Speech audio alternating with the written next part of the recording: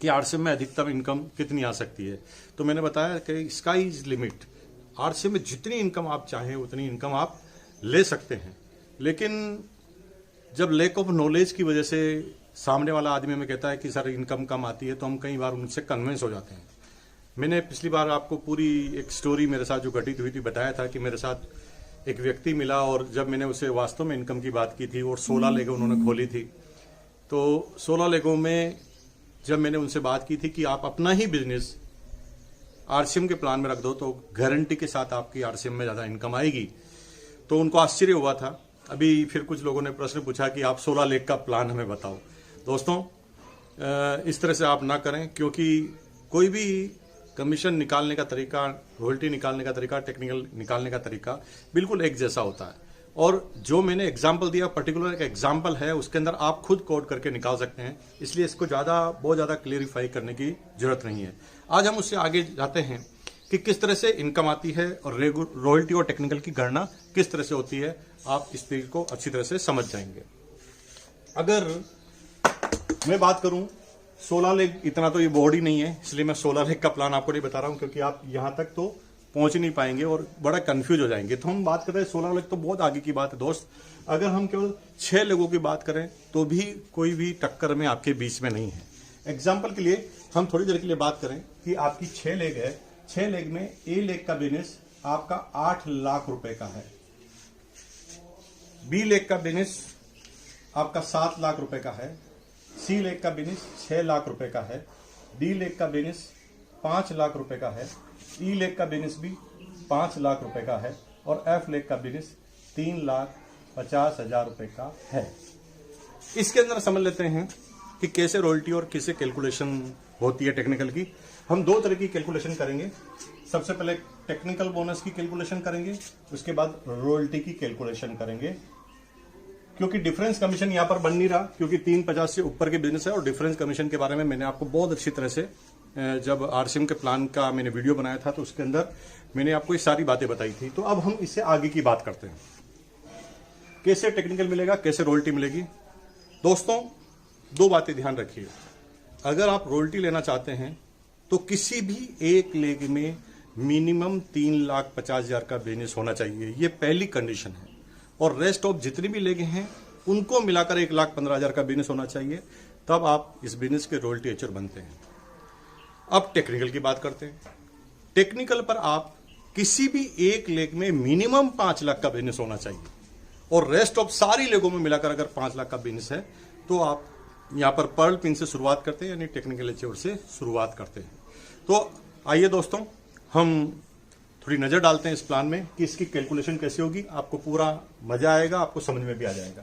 देखिए, यहां मैंने कहा किसी भी एक लेग में 5 लाख से ज्यादा बिजनेस, तो आप यहां देखते हैं कि 8 लाख का बिजनेस है, यानी 5 लाख से ज्यादा है और रेस्ट ऑफ सारी लेगों में मिलाकर भी 5 लाख से ज्यादा है। तो इसका मतलब आप टेक्निकल क्वालिफाई कर गए। अब टेक्निकल कैसे निकलेगा? टेक्निकल निकलने के लिए आपको इनमें से सबसे बड़ी लेग को देखना पड़ेगा, 8 लाख, यानी आप पर्ल पिन पर हैं। पर्ल पिन पर दोनों तरफ 5-5 चाहिए। यहां पर किसी भी एक लेग, बड़ी लेग में 8 लाख का बिजनेस है, तो यहां पर आप पर्ल पिन एच्योर बने। पर्ल पिन एच्योर बनने के बाद टेक्निकल बोनस कैसे निकलता है? सबसे पहले बड़ी लेग को ले लीजिए, 8 लाख।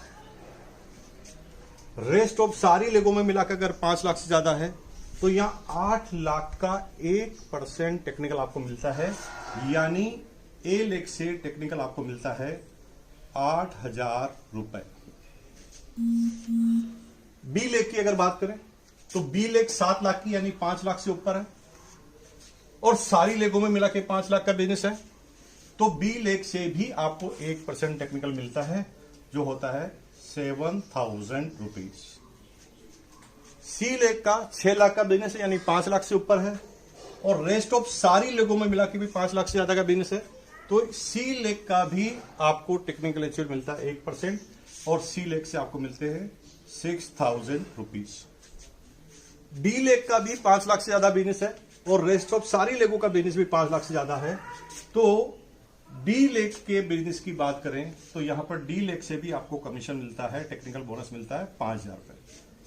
अब बात आती है क्या ई लेग से टेक्निकल मिलेगा? दोस्तों, ई लेग में 5 लाख का बिजनेस तो है, लेकिन रेस्ट ऑफ द जो बची हुई लेग है उसमें 5 लाख का बिजनेस नहीं है, इसलिए आपको इन 4 लेग से ही टेक्निकल अचीवमेंट मिलेगा, टेक्निकल का कमीशन और बोनस मिलेगा। अब गणना करते हैं, ये टेक्निकल हो गया, तो रॉयल्टी कैसे निकलेगी। हम ये एग्जांपल ले रहे हैं जब आपके नीचे और कोई रॉयल्टी अचीवर नहीं है। टेक्निकल तो हो ही नहीं सकता क्योंकि सबका बिजनेस 10 लाख से नीचे है। तो थोड़ी देर के लिए मान लें कि रॉयल्टी अचीवर भी कोई नहीं है और हम केवल इस प्लान के मुताबिक आपकी गणना कर रहे हैं।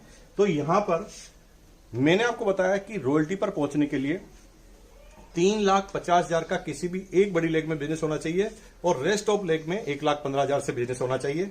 तो हम यहां देखते हैं कि यहां पर सबसे बड़ी लेग में 8 लाख का बिजनेस है और दूसरी सारी लेगों में बिजनेस 1,15 से ज्यादा यानी 3,50 अधिकतम 8% रॉयल्टी तक आप पहुंच गए। तो यहां पर 8 लाख का सीधा 8% यानी 64,000 रॉयल्टी मिलती है ए लेग से। बी लेग से कैसे मिलेगी? बी लेग का बिजनेस है 7 लाख, दूसरी सारी लेगों में मिला के 3,50,000 से ज्यादा है, तो ये भी 8% रॉयल्टी पहुंचा। तो 7 लाख का 8% यानी 56,000 रॉयल्टी मिलती है आपको बी लेग से। सी लेग से कितनी रॉयल्टी मिलेगी? देखिए, सी लेग का बिजनेस 6 लाख रुपए है यानी 3.5 से ऊपर है और रेस्ट ऑफ सारी लेगों में भी मिलाकर 3.5 लाख से ऊपर है। तो यहां पर सी लेग से भी आप 8% रॉयल्टी क्वालिफाई हुए हैं और इसलिए 48,000 अगर 6 लेग का 8% करें तो 48,000 आपकी रॉयल्टी आएगी सी लेग से। तो अब डी लेग से कितनी आएगी? डी लेग में 5 लाख का बिजनेस है यानी 3.5 लाख से ऊपर है। अगर 3.5 लाख से ऊपर यहां बिजनेस है और रेस्ट ऑफ सारी लेगों में मिलाकर 3.5 लाख से ऊपर बिजनेस है तो यहां पर 5 लाख का 8% यानी 40,000 आपकी रॉयल्टी आएगी, वो आएगी डी लेग से। अब ई लेग से कितनी रॉयल्टी आएगी? ई लेग से आपको रॉयल्टी आएगी क्योंकि इधर 5 लाख का बिजनेस है और यहां पर भी 3.5 लाख का बिजनेस है यानी यहां पर भी ई लेग से भी आप 8% रॉयल्टी को क्वालिफाई करते हैं और 8% रॉयल्टी को क्वालिफाई करते हैं तो यहां पर ई लेग की भी रॉयल्टी 40,000 रुपए आपको आती है। ये बाकी 3,50,000 जो बच गए ये आपकी जो अपलाइन है उसकी रॉयल्टी इनकम में इसको डिफरेंस के आधार पर छोड़ दिया जाता है। तो यहां पर आप क्या देखते हैं कि जितनी इनकम आप लेना चाहें आप ले सकते हैं, यानी आपकी अपलाइन को लिए आपको सिर्फ एक लेग ही छोड़नी है यानी डिफरेंस में बची हुई चीज को ही छोड़ना है। इसलिए आपके ऊपर कौन है उससे कोई फर्क नहीं पड़ता। आप सबसे लास्ट में ज्वाइन लेकर भी सबसे बड़े अचीवर बन सकते हैं।